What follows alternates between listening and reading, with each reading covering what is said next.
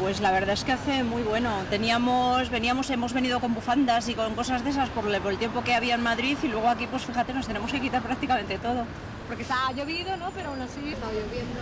Pues ayer mucho calor y hoy mucha lluvia, o al menos un poquito de lluvia.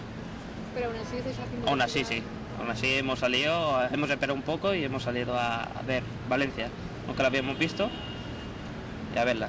O sea que a pesar de la lluvia, lleva... Hombre, que lleva, mientras sea viajar, con ganas.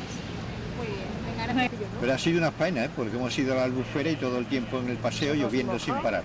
Nos hemos mojado todos allí, todo lo que hemos querido. Y la temperatura bien, ¿no? Temperatura bien, sí, temperatura muy bien. Parece que no sea diciembre. Pues nada, que vamos con capas como las cebollas. Llevamos las chaquetas aquí colgadas, no sabemos qué ponernos ya. Porque hoy hace calorcillo. Pues sí, esta mañana hemos visto que estaba así, pues vamos a abrigarnos, porque la verdad es que ya tantos días lloviendo teníamos ya una ganas de salir de casa que no podíamos más. Y bueno, pensábamos que iba a hacer más frío, pero la verdad es que vamos sudando, quitándonos las chaquetas, no sabemos ya qué ponernos. Muy bien, pues nada, muchas gracias.